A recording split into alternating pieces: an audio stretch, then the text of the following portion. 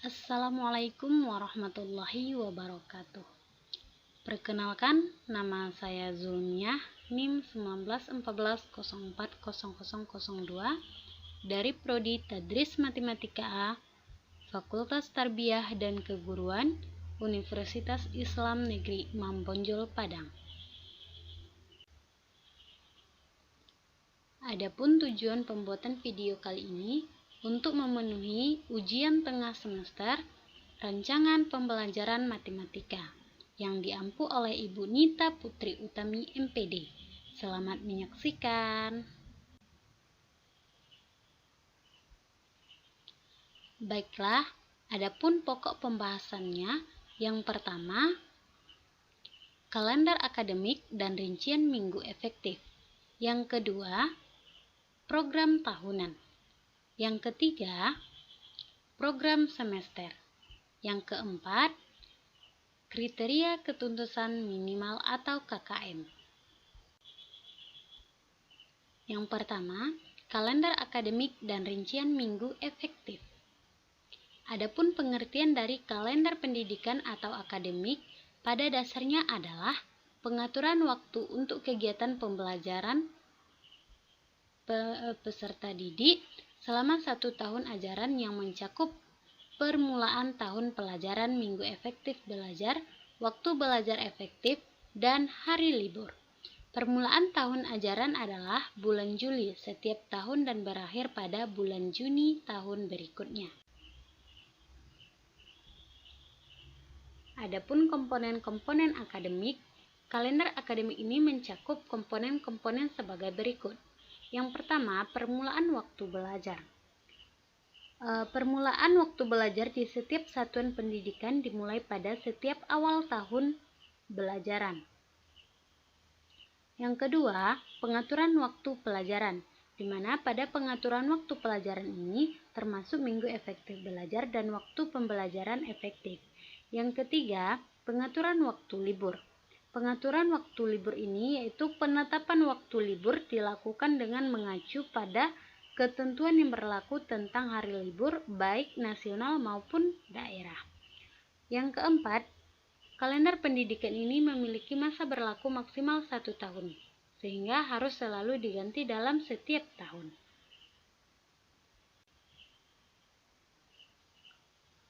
Adapun langkah-langkah menyusun kalender pendidikan yaitu sebagai berikut. Yang pertama, kita melihat kalender pendidikan nasional yang telah dikeluarkan oleh pemerintah sebagai acuan untuk menentukan kalender pendidikan pada masing-masing satuan pendidikan. Yang kedua, kita menentukan minggu efektif, libur tengah semester, libur antar semester, serta libur akhir tahun dengan acuan jumlah yang telah ditetapkan. Yang ketiga, kita menyesuaikan kalender dengan keadaan hari-hari libur umum maupun agama. Yang keempat, kita menentukan periode efektif pembelajaran dengan mempertimbangkan hari-hari yang akan tersisa untuk kegiatan-kegiatan pengembangan diri, baik itu ekstrakurikuler maupun bimbingan dan konseling terpadu. Selanjutnya, langkah yang kelima yaitu menentukan bobot dan alokasi hari-hari pembelajaran efektif setelah disesuaikan dengan hari efektif fakultatif, misalnya hari-hari pembelajaran di bulan Ramadan, serta hari libur fakultatif, misalnya libur awal puasa dan libur hari raya. Selanjutnya itu merekap kalender pendidikan selama 1 tahun penuh, atau dapat pula ditambah kalender pendidikan per semester dan per bulan dengan rapi dan telah diteliti oleh tim perumus kalender pendidikan. Adapun fungsi kalender akademik. Kalender akademik ini perlu disusun dan dibuat untuk dilaksanakan karena memiliki beberapa fungsi yaitu sebagai berikut. Yang pertama, untuk mendorong efektivitas dan efisiensi proses pembelajaran di sekolah atau madrasah. Yang kedua, menyelesaikan ketentuan mengenai hari efektif dan hari libur sekolah atau madrasah. Yang ketiga, sebagai pedoman dalam menyusun program kegiatan pembelajaran di sekolah. Yang keempat, sebagai pedoman bagi guru untuk menyusun program tahunan, program semester, serta membuat silabus, rancangan pelaksanaan pembelajaran, dan satuan acara pembelajaran.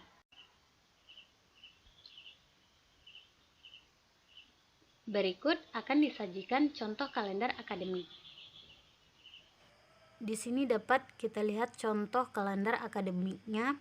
Di sini saya mengambil kalender pendidikan Mandua Pasaman Barat tahun pelajaran 2020-2021.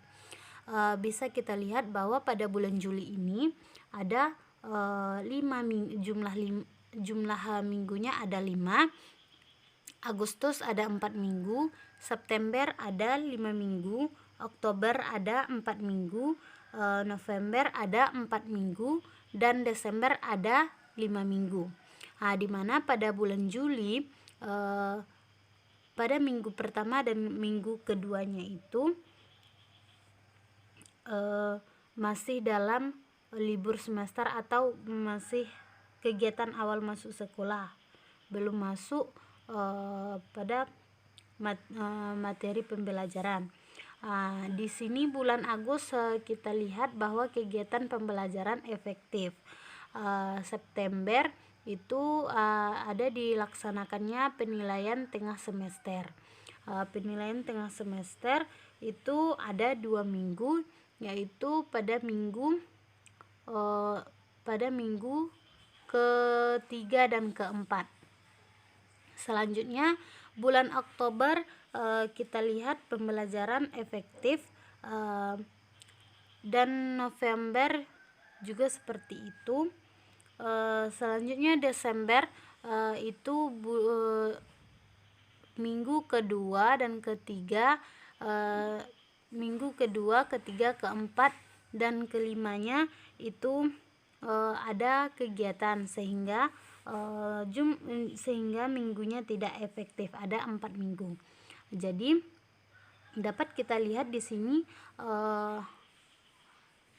minggu yang tidak efektif ada 8 minggu, yaitu 2 di bulan Juli, 2 di bulan September, dan 4 di bulan Desember. Selanjutnya Januari di sini ada 4 minggu, Februari ada 4 minggu, Maret ada 5 minggu, April ada 4 minggu, Mei ada 4 minggu, dan Juni ada 5 minggu. Jadi di sini dapat kita lihat pada bulan Januari tidak ada minggu tidak efektifnya. Minggu tidak efektif terdapat pada bulan Maret, yaitu pada minggu kedua dan ketiga. Selanjutnya bulan April yaitu minggu kedua, dan Juni minggu kedua, ketiga, keempat, dan kelima. Jadi minggu yang tidak efektifnya, jumlah minggu yang tidak efektifnya ada 7 minggu. Mungkin sekian penjelasan tentang contoh dari kalender akademiknya. Selanjutnya, pengertian rincian minggu efektif, di mana pekan atau minggu efektif ini adalah hitungan hari-hari efektif yang ada pada tahun pelajaran berlangsung untuk membantu kemajuan belajar peserta didik. RME ini merupakan hitungan hari mengajar, baik itu hari efektif maupun hari libur. Semua dihitung dalam RME sebagai perencanaan pembelajaran. Pentingnya RME ini sama seperti pentingnya jadwal pelajaran. Tanpa adanya RME, maka pembelajaran tidak mungkin bisa terlaksana dan terselesaikan dengan baik. Seseorang bisa mengetahui kapan hari libur dan kapan hari bekerja dengan melihat kalender atau penanggalan. Adapun komponen-komponen dalam menyusun rincian minggu efektif ini, yang pertama jumlah minggu dalam semester, di mana merupakan jumlah minggu dalam semester ini merupakan jumlah seluruh minggu dalam semester, baik itu minggu efektif maupun yang minggu tidak efektif. Yang kedua, ada jumlah minggu tidak efektif, di mana dalam minggu tersebut lebih dari 3 hari tidak bisa digunakan sebagai kegiatan pembelajaran. Selanjutnya yaitu yang ketiga, jumlah minggu efektif, di mana jumlah minggu efektif ini merupakan jumlah minggu yang efektif yang digunakan sebagai kegiatan pembelajaran. Yang keempat yaitu jumlah jam efektif. Jumlah jam efektif ini yaitu kegiatan belajar mengajar merupakan jumlah total jam efektif dalam semester. Selanjutnya, faktor-faktor yang perlu diperhatikan dalam menyusun rincian minggu efektif, di mana yang pertama, tujuan apa yang diinginkan atau bagaimana cara mengorganisasi aktivitas belajar dan layanan-layanan penduduknya. Yang kedua, program dan layanan atau bagaimana cara mengorganisasikan aktivitas belajar dan layanan-layanan pendukung. Yang ketiga, tenaga manusia, yaitu mencakup cara-cara mengembangkan prestasi, spesialisasi, perilaku, maupun kompetensi. Selanjutnya yaitu keuangan, di mana keuangan ini meliputi rancangan pengeluaran dan rancangan penerimaan. Yang kelima, bangunan fisik, mencakup tentang cara-cara penggunaan pola distribusi, dan kaitannya dengan pengembangan psikologis. Yang keenam yaitu struktur organisasi, yaitu sebagaimana cara mengorganisasikan dan manajemen operasi dan aktivitas kependidikan yang direncanakan. Yang ketujuh, konteks sosial atau elemen-elemen lainnya yang perlu dipertimbangkan dalam perencanaan pembelajaran. Adapun manfaat dari penyusunan rincian minggu efektif ini adalah sebagai berikut. Yang pertama, untuk mengetahui hari dan minggu yang efektif dan tidak efektif untuk kegiatan pembelajaran. Yang kedua, sebagai pedoman bagi para pendidik dan pengajar untuk membagi dan mengatur alokasi waktu kegiatan pembelajaran. Yang ketiga, sebagai bahan acuan untuk membuat perangkat pembelajaran seperti program tahunan dan program semester. Yang keempat yaitu memudahkan bagi peserta didik dan pengajar dalam membuat dan menyusun RPP. Selanjutnya yaitu meningkatkan efektivitas pembelajaran di kelas. Adapun format rincian minggu efektif ini di mana pada dasarnya terdiri dari 3 bagian. Yang pertama ada identitas mata pelajaran, di mana identitas mata pelajaran ini meliputi komponen sebagai berikut, seperti satuan pendidikan, mata pelajaran, kelas, semester, dan tahun pelajaran. Selanjutnya ada perhitungan alokasi waktu, di mana dalam melakukan perhitungan alokasi waktu maka perlu diperhatikan beberapa hal seperti jumlah bulan dalam tiap semester, jumlah minggu dalam tiap bulan, jumlah minggu dalam tiap semester, terus jumlah minggu tidak efektif dalam tiap semester, jumlah minggu efektif dalam setiap semester, di mana nanti jumlah minggu efektif dalam tiap semester ini dihitung berdasarkan jumlah minggu efektif sama dengan jumlah minggu per semester dikurang jumlah minggu tidak efektif. Selanjutnya ada distribusi alokasi waktu, di mana distribusi alokasi waktu ini berisi rencana pembagian waktu dalam pembelajaran tiap kompetensi dasar yang akan disusun dalam rencana pelaksanaan pelajaran atau RPP.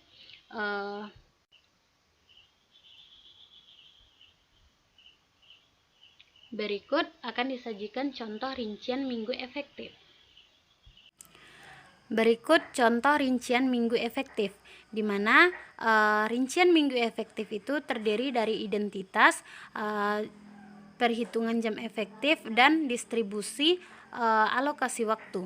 Jadi di mana mata pelajarannya itu matematika peminatan, sedangkan status pendidikannya SMA atau MA kelas 12 semester ganjil. tahun pelajaran 2020-2021. Jadi sesuai dengan kalender akademik tadi, jumlah minggunya pada bulan Juli ada 5, Agustus ada 4, September ada 5, Oktober ada 4, November ada 4, dan Desember ada 5. Jadi total jumlah dari jumlah minggunya ada 27 minggu. Sedangkan minggu tidak efektif itu terdapat pada bulan Juli karena ada kegiatan awal masuk sekolah. Jadi jumlah minggu tidak efektifnya ada 2 minggu. Sedangkan Agustus, pada bulan Agustus semua minggu ada 4 minggu, keempat minggunya efektif. Sedangkan September itu ada penilaian tengah semester. Penilaian tengah semester ini dilaksanakan selama 2 minggu. Jadi pada bulan September yang tidak efektif ada 2 minggu. Oktober dan Novembernya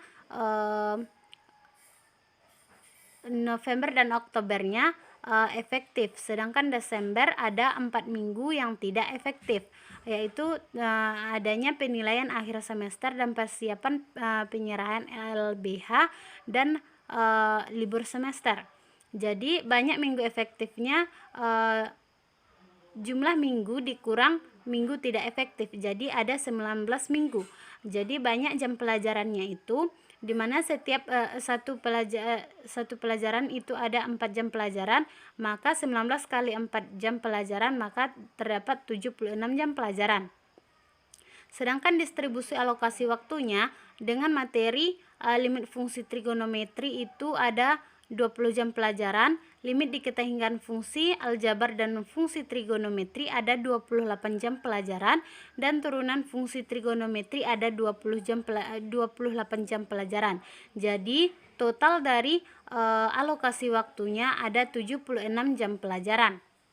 Selanjutnya ini pada semester genapnya, di mana perhitungan jam efektifnya jumlah minggu pada bulan Januari ada 4, Februari ada 4, Maret ada 5, April ada 4, Mei ada 4, Juni ada 5.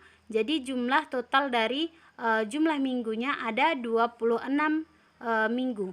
Sedangkan jumlah minggu tidak efektifnya itu ada 7, yaitu terdapat pada 2 pada bulan Maret, yaitu penilaian tengah semester, 1 pada bulan April, yaitu di kegiatannya ada ujian nasional, dan 4 pada bulan Juni, yaitu kegiatannya ada pada penilaian akhir tahun dan persiapan penyerahan LBH libur semester.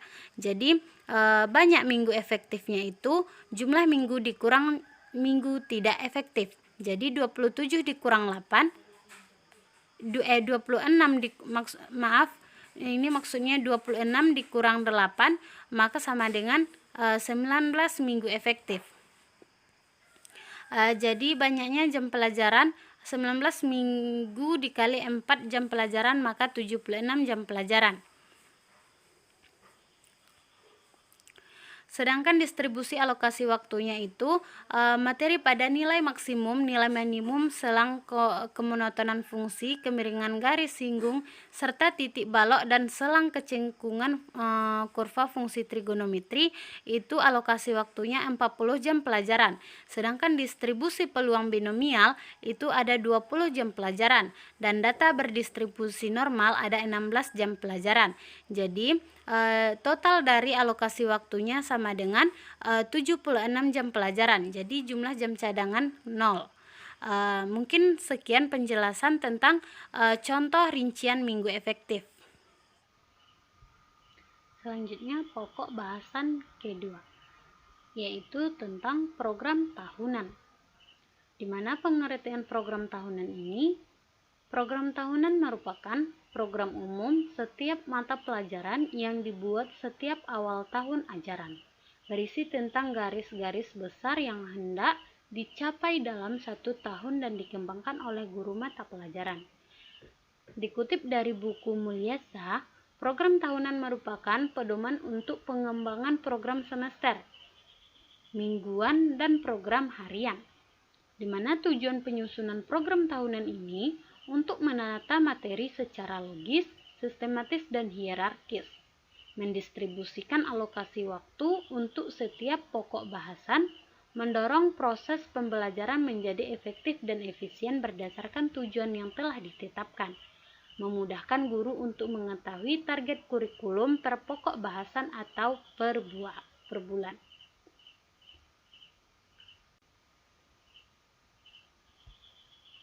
Adapun komponen-komponen dalam menyusun program tahunan ini, di mana penyusunan program tahunan merupakan bagian dari perangkat pembelajaran, ialah membuat alokasi waktu untuk setiap topik bahasan dalam 1 tahun ajaran, di mana pengalokasian waktu pada program tahunan ini ditetapkan besarnya secara global pada setiap topik satuan bahasan sesuai lingkup bahasan pada KI dan KD berdasarkan kalender pendidikan dan jumlah minggu efektif dalam 1 tahun ajaran.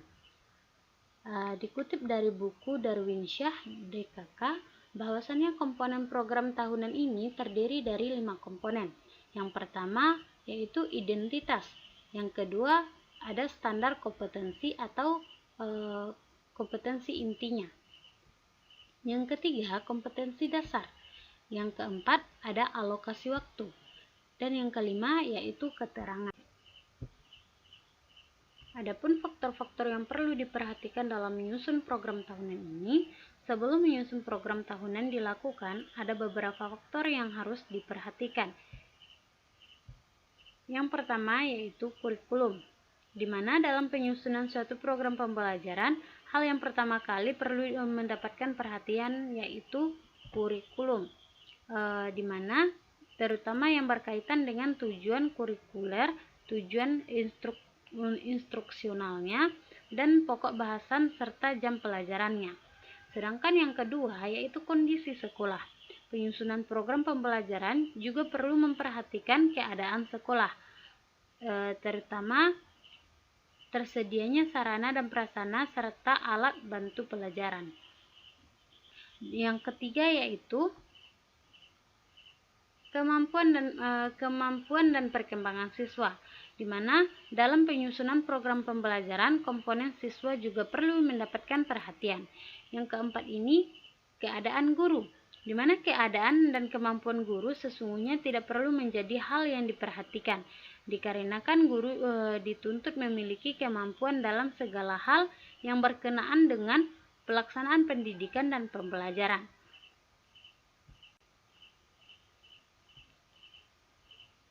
Program tahunan ini memiliki beberapa fungsi, di antaranya yang pertama untuk mengorganisir pembelajaran agar dapat berjalan dengan maksimal. Yang kedua sebagai pedoman dalam menyusun program semester, program suatu pelajaran, dan juga sebagai persiapan dalam mengajar agar lebih rapi dan terorganisir secara lebih matang. Yang ketiga sebagai gambaran hal-hal yang akan dilakukan selama 1 tahun pelajaran. Yang keempat, sebagai acuan dalam rangka optimalisasi, efisiensi, dan efektivitas penggunaan waktu belajar efektif yang ada. Adapun tujuan dari penyusunan program tahunan ini yaitu untuk menata materi secara logis, sistematis, dan hierarkis. Yang kedua yaitu mendistribusikan alokasi waktu untuk setiap pokok bahasan. Yang ketiga, mendorong proses pembelajaran menjadi efektif dan efisien berdasarkan tujuan yang telah ditetapkan. Yang keempat, memudahkan guru untuk mengetahui target kurikulum per pokok bahasan atau per bulannya.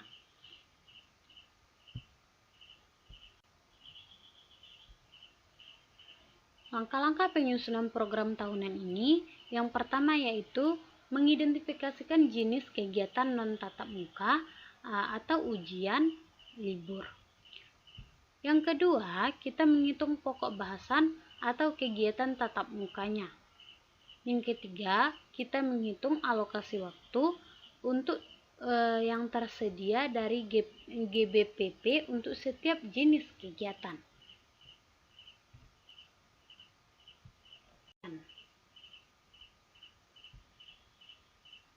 Berikut contoh program tahunannya.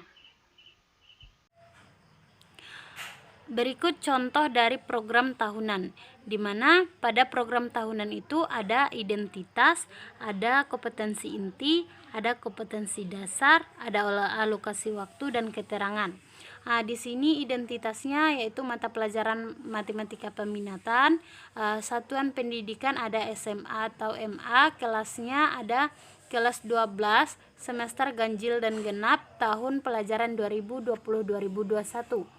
Di mana kompetensi intinya sesuai dengan ketetapan. Selanjutnya ini ada semester KD, di mana KD-nya ini ada 12 KD, sedangkan materi pokoknya ada 6 materi pokok dalam 2 semester. Sedangkan alokasi waktunya sesuai dengan rincian minggu efektif tadi, yang di atas tadi, maka tinggal kita salin aja sesuai dengan ketentuan yang di atas. Sebagaimana yang kita ketahui bahwa perangkat pembelajaran matematika ini saling keterkaitan, mulai dari kalender akademik sampai seterusnya. Mungkin seperti ini contohnya.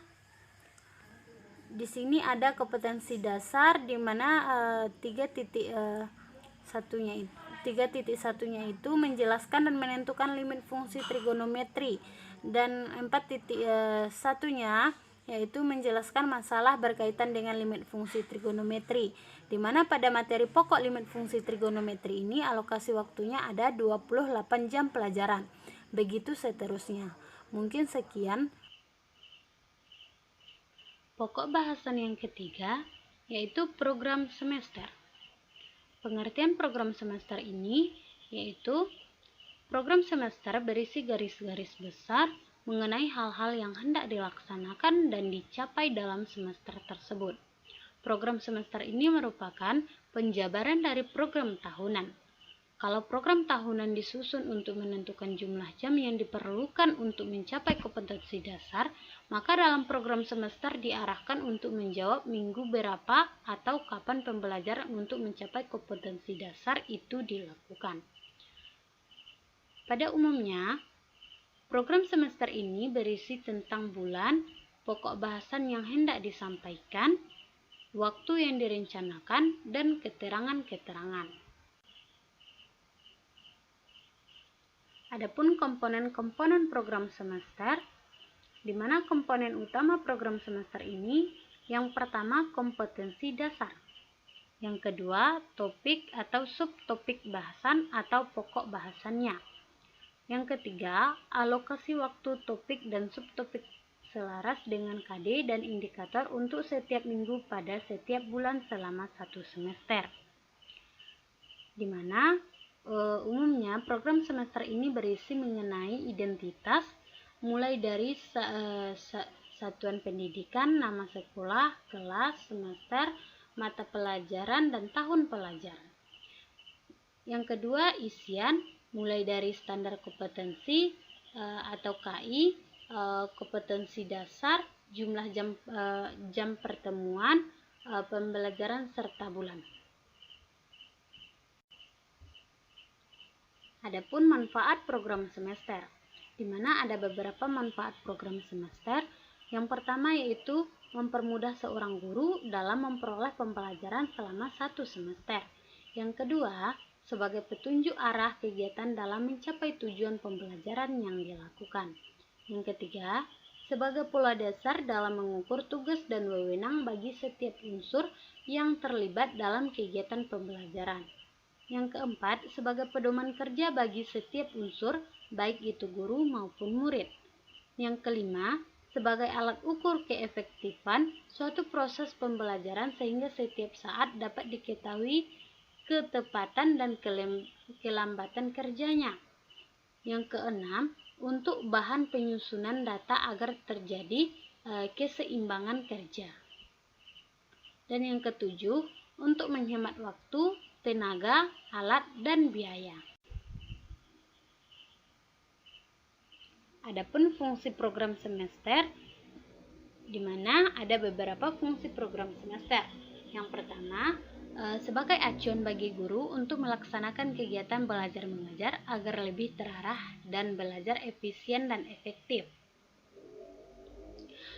Yang kedua, sebagai pegangan seorang guru dalam pembelajaran.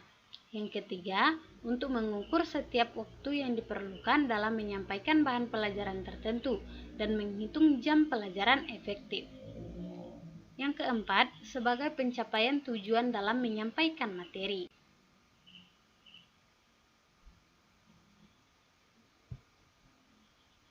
Berikut akan disajikan contoh program semester.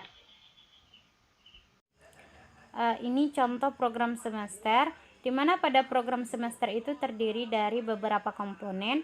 Yang pertama ada komponen identitas, selanjutnya materi pokok, KD, indikator, jumlah jam pelajaran, dan bulan-bulan pada semester tersebut. Karena semester ini semester ganjil, maka dari bulan Juli sampai bulan Desember. Di sini kita bisa lihat bahwa materi pokoknya itu limit fungsi trigonometri, yaitu KD-nya 3.1-nya menjelaskan dan menentukan limit fungsi trigonometri. Indikatornya yang pertama menjelaskan apa yang dimaksud dengan limit fungsi trigonometri. Di sini hanya memerlukan 1 jam pelajaran saja, di mana 1 hari itu 4 jam pelajaran. Selanjutnya ada menjelaskan rumus dasar limit fungsi trigonometri, hanya memerlukan 1 jam pelajaran saja untuk memahami. Selanjutnya ada mengidentifikasikan gambar yang berkaitan dengan limit fungsi trigonometri, dan selanjutnya mengidentifikasikan masalah yang berkaitan dengan limit fungsi trigonometri. Jadi dalam 1 hari ini ada dapat menyelesaikan 4 dari indikator. Begitu juga seterusnya. Pada hari kedua juga menyelesaikan 4 indikator, dan pada KD yang berbeda yaitu menyelesaikan masalah yang berkaitan dengan limit fungsi trigonometri. Di sini ada 8 KD. 8 KD, maka di sini ada 8 KD, maka kita harus menyesuaikan, di mana pada materi pertama itu hanya 20 jam pelajaran. Jadi terdapat ada 5 hari. Ada 5 hari, 5 hari atau 5 kali pertemuan. Baru tercapai 20 jam pelajaran. Seperti itu contohnya.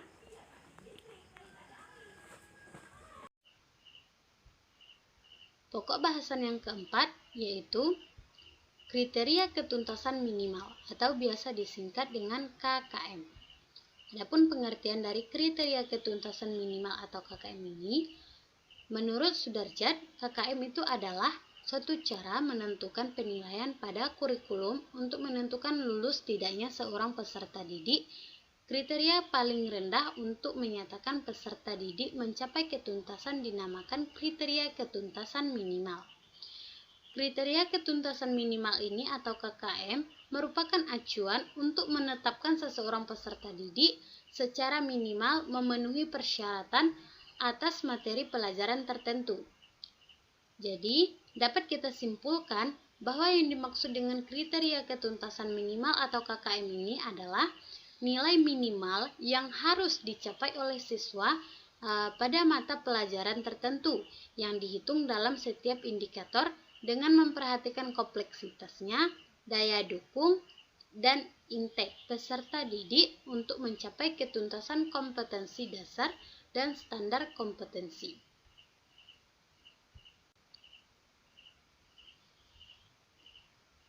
Adapun fungsi dari kriteria ketuntasan minimal atau KKM ini, fungsi dari kriteria ketuntasan KKM menurut Abidin dalam pembelajaran antara lain, yang pertama bisa menjadi acuan bagi guru dalam menilai kompetensi siswa sesuai kompetensi dasar mata pelajaran yang diikuti.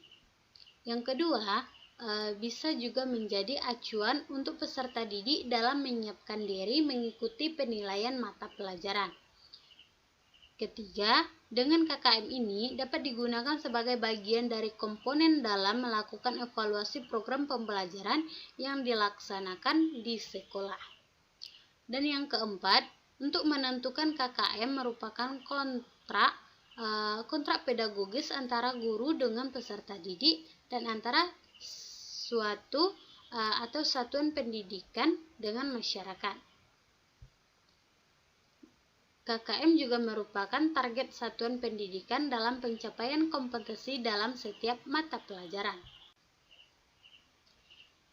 Adapun komponen-komponen dalam penetapan KKM, yang pertama yaitu kompleksitas, di mana kompleksitas ini disebut dengan tingkat kesulitan atau kerumitan suatu indikator, kompetensi dasar dan standar kompetensi yang harus dicapai oleh peserta didik, di mana kompleksitas ini akan bernilai tinggi apabila dalam pencapai kompetensi itu diperlukan hal-hal seperti guru harus memahami kompetensi yang harus dicapai oleh peserta didik.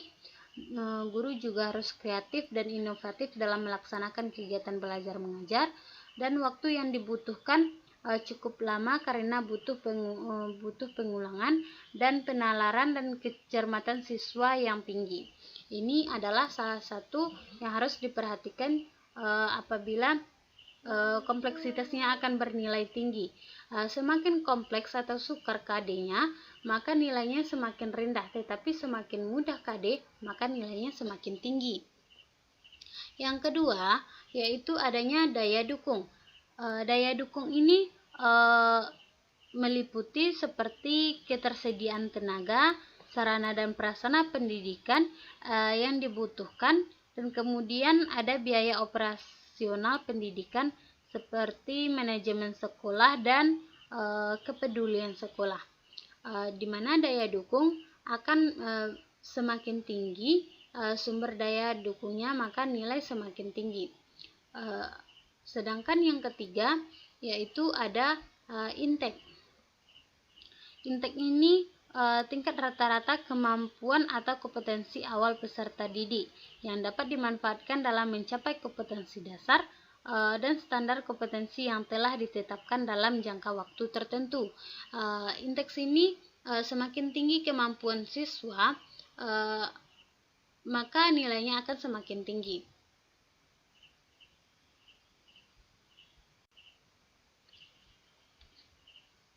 Adapun langkah-langkah dalam menentukan KKM yaitu hitung jumlah kompetensi dasar atau KD setiap muatan pelajaran pada setiap kelas dalam satu tahun pelajaran. Yang kedua, kita tentukan komponen-komponen yang termasuk aspek kompleksitas, daya dukung, dan intake-nya. Yang ketiga, kita tentukan nilai untuk setiap aspek dalam skala dari 0 sampai 100 dengan mempertimbangkan aspek kompleksitas, daya dukung, dan intake-nya. Kita tentukan juga KKM satuan pendidikan ditetapkan dengan memilih KKM yang rendah dari seluruh KKM muatan atau mata pelajaran. Berikut akan disajikan contoh kriteria ketuntasan minimal atau KKM. Ini contoh dari KKM, di mana komponen-komponen KKM ini terdiri dari identitas, KI, KD, indikator, kompleksitas, daya dukung, intake, dan KKM. Di mana identitas, KI, dan KD-nya itu sesuai dengan contoh-contoh sebelumnya.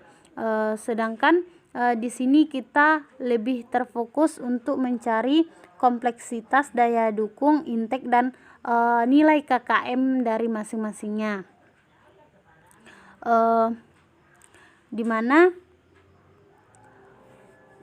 kompleksitas ini dikatakan akan bernilai tinggi jika KD-nya itu mudah, dan KD-nya jika KD-nya sukar, maka nilainya akan semakin rendah. Contohnya di sini KD-nya yaitu menjelaskan dan menentukan limit fungsi trigonometri. Karena KD-nya itu termasuk mudah, maka kompleksitasnya bernilai tinggi. Sedangkan daya dukung semakin tinggi sumber daya pendukung, maka nilainya akan semakin tinggi. Seperti yang saya katakan pada penjelasan PPT tadi, semakin tinggi sumber daya pendukungnya, maka nilainya akan semakin tinggi. Sumber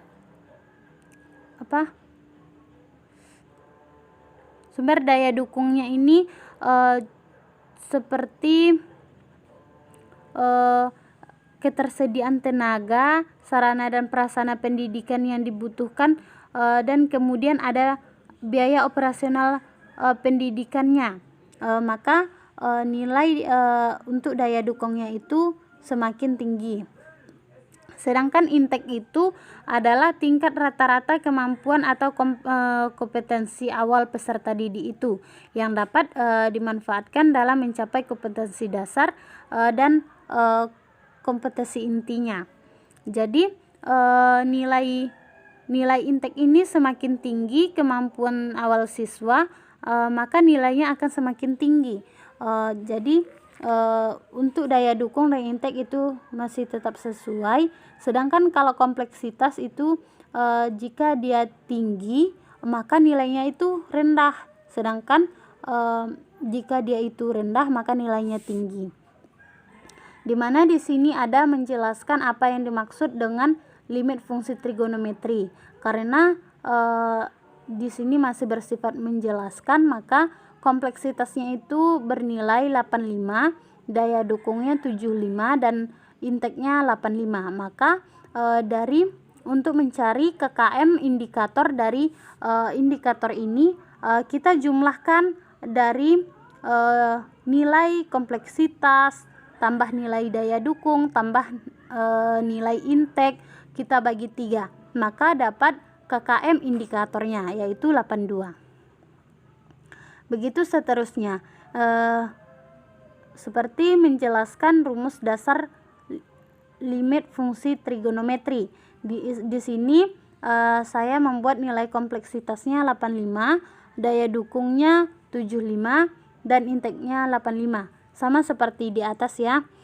Jadi untuk mencari nilai KKM dari KD-nya itu, kita jumlahkan nilai KKM pada tiap indikator dibagi banyaknya indikator, maka dapat KKM KD pada 1 KD. Selanjutnya, untuk mencari KKM pada mata pelajaran, kita jumlahkan semua nilai KKM KD pada